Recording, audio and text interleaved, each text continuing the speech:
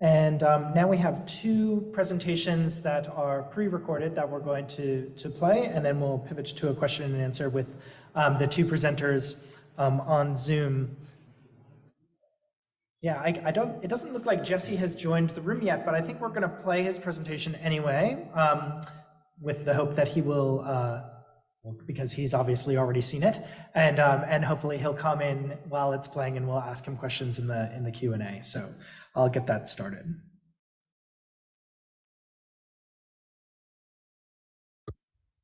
Musical curation can be a critical and radical side where music's word refiguring force can be amplified and exemplified.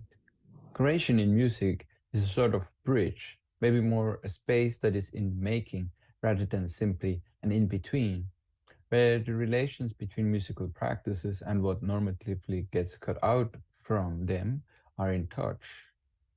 This also means that curation can be both the erasure of the interrelations between music and its others, through being an in-between that functions like a border, but also the amplification of music's relation to lives. In other words, curation marks that spacing where relations are articulated, but as such also can be erased.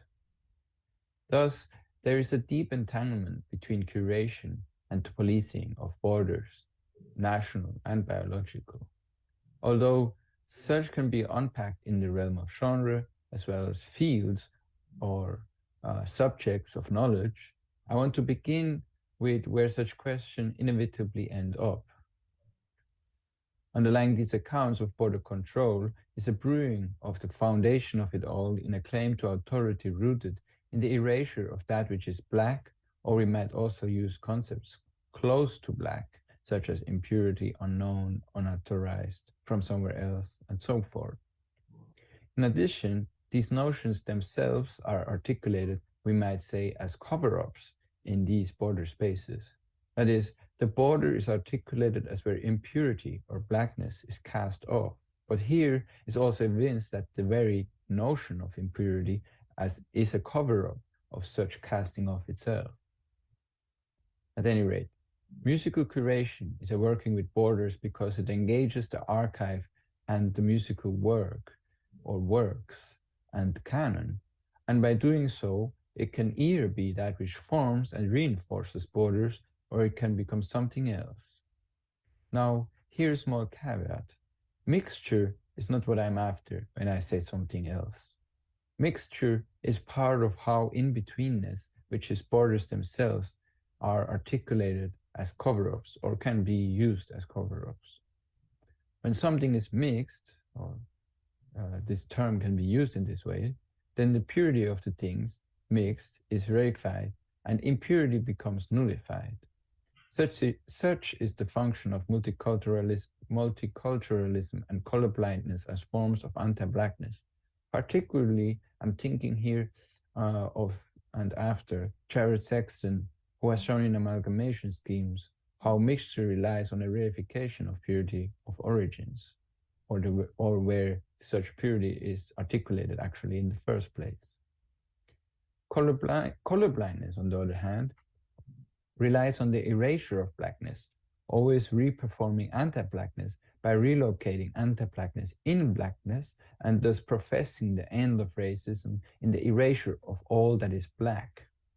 Both of these these methodologies actually work on the same register, as I have shown elsewhere, because they both erase blackness from here. In multiculturalism, and here I'm talking about its instantiation as elaborated by Sexton or analyzed by Sexton, particularly from around the second half of the 20th century in the US. In such multiculturalism, blackness becomes one amongst many, and in colorblindness, blackness becomes something that can be disposed of. Actually, both of these reified a purity that is without blackness.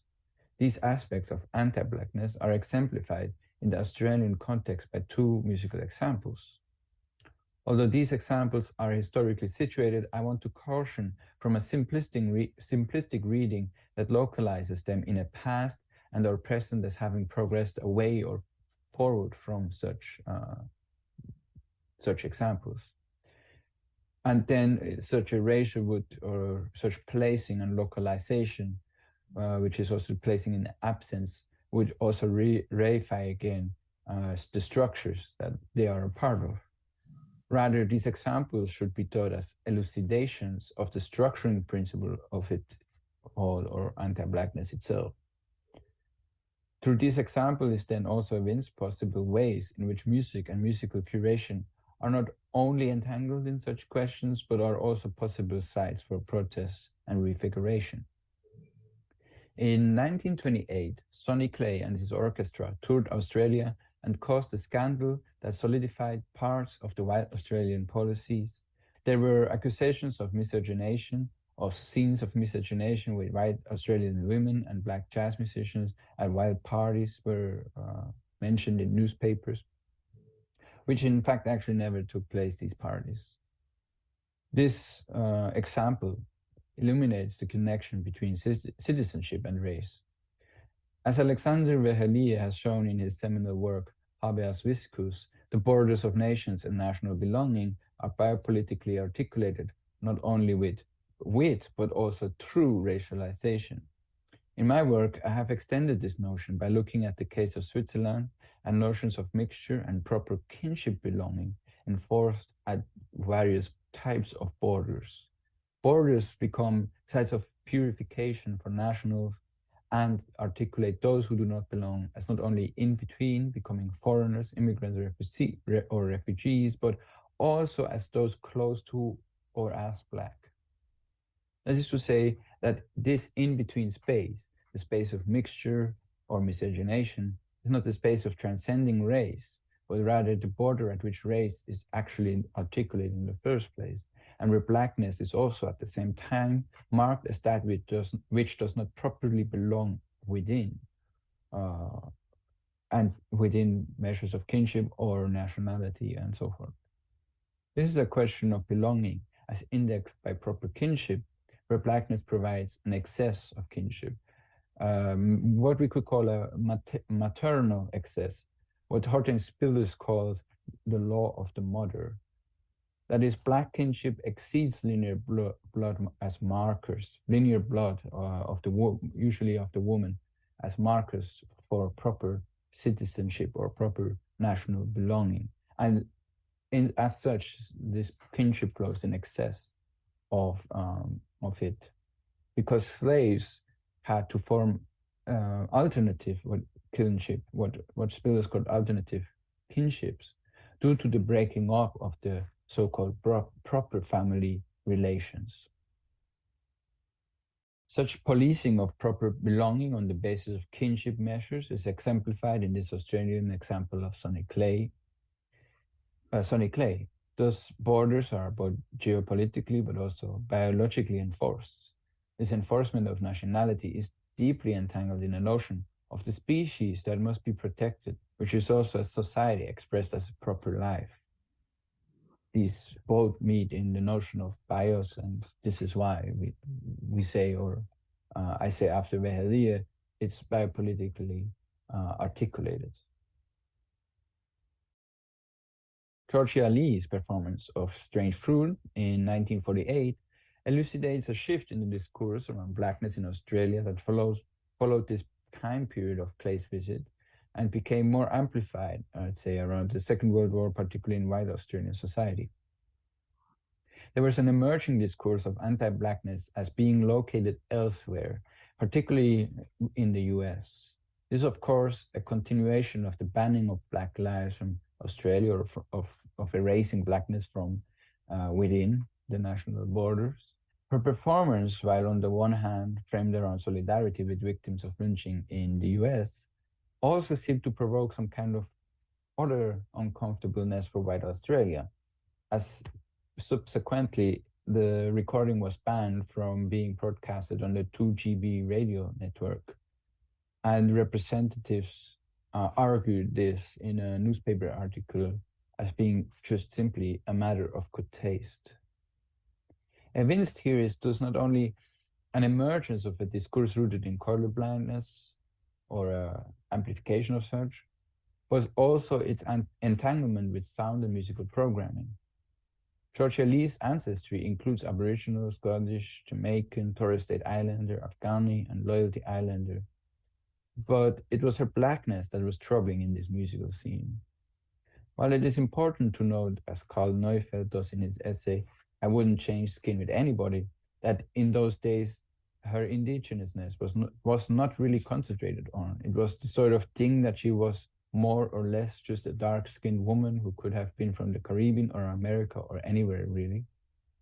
I want to think the latent discourse around blackness that recedes into the background towards the end of the White Australia policy, where we shift to a more pronounced colorblindness in the structural principle of national identity. And we could also, by the way, say this is sort of a global phenomenon. In what ways is thus a movement away from discourses of blackness or from talking about blackness? Also, a erasure of violence enacted on Black bodies, both indigenous and not. By that, I am advocating to always continue thinking blackness, even when names are acknowledged or even reclaimed or newly created. And of course, here I'm talking not only about the Australian context or indigeneity in general, but also think about, for example, such names as African American or Black Swiss and so forth. And by the way, such naming is crucially pro-Black. Only in naming Black Swiss, for example, are we able to talk about anti-Blackness in Switzerland. Thus, I see every acknowledgement of identity as a beautiful Black celebration of us, as the Combahee River's collective statement with their affirmation of identity as a political concern about us and for us, as a care for Black lives, points us to think. While there is not enough space here to unpack such questions, we can already hear in his musical elaboration ways of tackling such that tie directly into the brutalities of raising Aboriginal and Torres Strait Islander children in church camps and indigenous also in North America, the so-called, what they call in Australia, the stolen generation. How this goes hand in hand with sterilization and reduced access to reproductive health measures, but also incarceration and global policing of Black bodies or anti-Black methods of border control, where, as Simone Brown points out, Black bodies are more scrutinized at borders, like the border controls with passports and so forth on airplanes and things, such as, for example, because of a lack of face recognition AI, or within face recognition AI, to see actually Black faces and so forth. In other words, how is anti-Blackness still operative in Australia and has not been able to be addressed because exactly of colorblind modalities? In what ways does a critique of colorblindness allow us to unpack prison states, as for example, Naomi Murakawa's work in the first civil rights for the US, focusing on the period from the 70s to like the 90s, but which is directly tied to police brutality and also a globality of such measures or ways of, or such brutalities of anti-Blackness, also here in Australia, which was exemplified, we might say, or shed light on, we should say, by global Black Lives Matter protests. It is also here that we must exceed Frank B. Wilderson's III's brilliant and unavoidable contribution to the study of the relations between Blacks and First Nations as antagonistic, where the latter's claim to sovereignty in a past, which, note, is also easily placed by an anti-Black world outside of progressive history, and it actually necessarily is so, is perfectly accountable for by this anti-Black world, exactly because of this. So a world in which Black life is radically distorting sovereign belonging as measured by states. We can see here another example of how Blackness, and I might call this now Blackness as a concept also, the concept, as a radical alternate conception of sovereignty, that the modern nation state is erased also erases also from indigenous practices and indigenous lives. Such is the paradigm of anti-blackness expressed through colorblindness, the erasure of all things black, even though blackness is continually mined for the upkeep of such anti-black world. And for a brilliant elaboration of alongside this, Kaya Aboagye essay, Australian Blackness, the African Diaspora and Afro-Indigenous Connections in the Global South, is very much worth reading. At any rate, the structure of erasure is part and parcel to canon formation and archival authority, as well as authenticized genre delimitations, as clearly delimited spaces with borders where they are articulated. I know we've covered a lot of ground, but if there is one thing that I hope I was able to show or bring a little closer to your consideration, it is that the enforcement of borders, this very process, is an anti-black control over spaces, and such is both biological, geographical, as well as sonic and otherwise. Particularly such borders are seen as outside of what is, and what is whole and full by itself. Although in relation to borders and others, it does not need anything other than itself to be. But such controlled, self-sufficient space is nothing but anti-blackness, this colorblind methodology of erasing its borders, often through calling them exactly that, borders. Blackness is erased by borders, by that in-between space, because such space is relegated to the outside of the outside, and then marked as non-existent, or the outside as of existence itself. But here I must make another caveat. The simple removal of borders is also anti-blackness because it leaves the wholeness without borders intact. Thus, rather, one must think behind borders or the underground of borders. So, what is musical programming except this question? Between border patrol and critical fabulation, which is to say the recognition of the blackness that is needed to make it, which is both a critique of anti-blackness, but must also flow into this fabulation part, that is a not leaving blackness behind or outside. Thus, curation is always already that space where we can either reinforce borders of proper belonging or also flow with that which is their excess. One must confront colorblindness to be able to not reproduce borders that make an anti-black world. Such task requires us to think beyond that which can be taught in relation or non-relation. That is a series of styles, composers, time periods, national spaces, and so forth. Categorical distinctions are made in curatorial decisions. In other words, by programming a series of pieces together and then erasing such curatorial work, borders are reinforced and blackness is expunged. How does, for example, the notion of the modern notion or the current notion of the playlist, as a Spotify playlist, for example, reinforce the delimitation of life in an anti-black manner, and how does it not? Particularly the reinforcement, I mean, there is this interesting, this is maybe a little side note, fascinating and interesting and troubling fact that Spotify, amongst many other technology companies,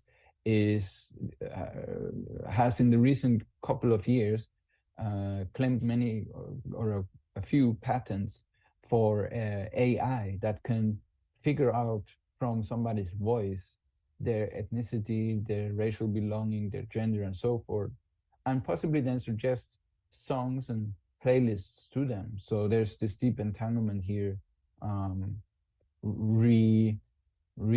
amplified.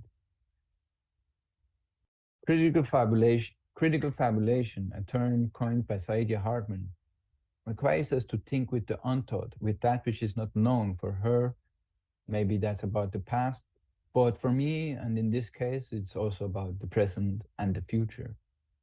In my piece for Nicole Sherry, which you will hear tomorrow, I attempted such a practice, or to amplify at least such aspect of my practice, as a curatorial question within not only my compositional practice, but also within listening.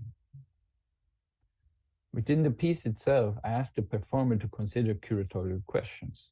I give examples of pieces for violin that are either unbefitting to the context of where such new works usually are performed, and that's not why I chose them, but they are nonetheless, or works which are erased, and also try to exceed other kinds of borders that are already there or that I'm noticing. A lot of these works I found because of my conversations with Sherry, who has studied very broadly the violin and its Afrodiasporic planetary exuberance. But these pieces are also, the pieces that I'm suggesting, they're also just that, exactly, suggestions.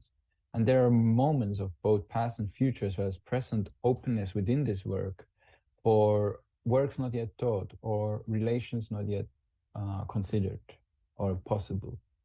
The piece thus becomes a music of curatorial thinking, of critically fabulating sounds in poetic relations.